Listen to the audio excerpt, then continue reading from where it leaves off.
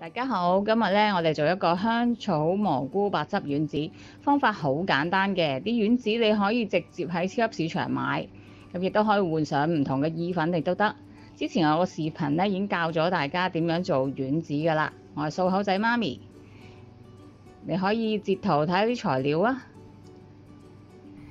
好啦，啲嘢就切晒啦，都係一般咁切噶啦，切碎啦，乾葱、蒜頭，咁我有啲羅勒葉啦，就唔使切嘅。咁大啡菇啦、金菇都切碎咗啦，牛油啦，呢個係鮮奶嚟嘅。咁灼咗嗰啲gnocchi，咁就滾水落，咁浮面就 OK 噶啦。咁落咗牛油，爆咗啲蒜頭同乾葱先。咁今次咧我就冇落橄欖油啦，所以個火咧就要小心唔好太大啦，唔係就 burn 會燶啦。咁我就想俾你睇下，如果平時唔再加橄欖油咧，咁係會點嘅？其實都冇乜分別嘅，係個牛油味重啲咯。呢個咁，但係呢個白汁牛油味重啲都適合嘅，因為我唔會好多餸嘅。呢個淨係蘑菇白汁蘑菇，咁就撈你嘅意粉啊，或者我今日就係用薯仔丸子啦，跟住可以跟手落埋啲菇啦。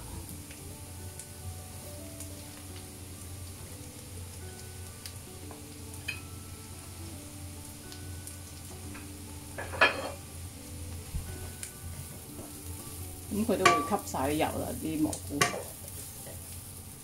咁煮到啲蘑菇咧出水，你見到佢出緊啲水，咁咧就係夠腍同埋夠軟身啦。咁要煮一陣嘅。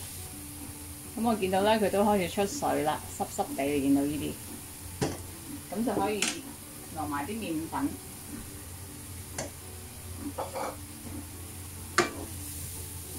炒一炒佢先，咁佢就唔會有啲麵粉有啲香味。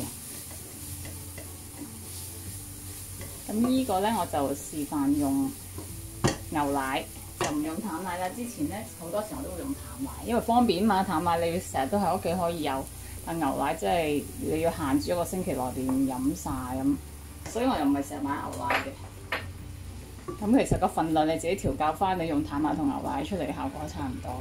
咁忌廉更加係煩啦，一定係即係冰鮮咁樣，你又係要限住啲時候。係啦，你見到都好快結㗎啦。咁嗰度50ml牛奶啫，咁唔夠水分嘅，我哋再落多少少水。咁睇翻個稀結度啦，即係煮到你自己中意嘅白汁程度就 OK。咁再落鹽同胡椒粉就得㗎啦。個調味好簡單嘅，會 keep 到。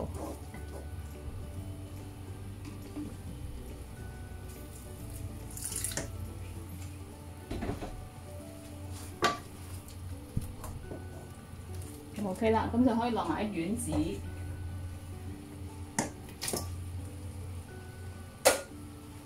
兜埋佢，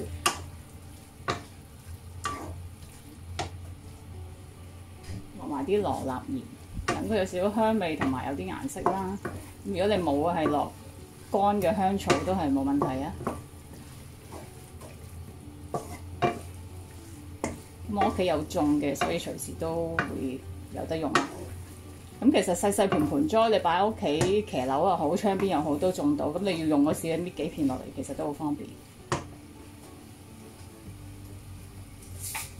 跟住落啲鹽啊，食前落啲胡椒粉啊，咁就得㗎啦。而家已經 OK 㗎啦。好啦，咁咧就上粒碟咯。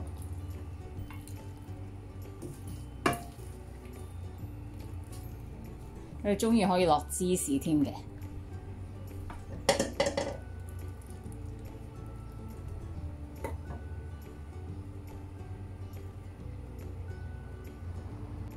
咁啲丸子其實喺超級市場咧擺牛奶啊、牛油嗰個冰鮮位咧就有得賣㗎啦。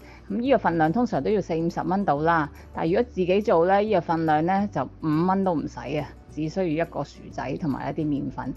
強烈建議你去學，我有一個視頻係介紹㗎，記得訂閱同埋分享我，或者加入我 Facebook 群組。拜拜。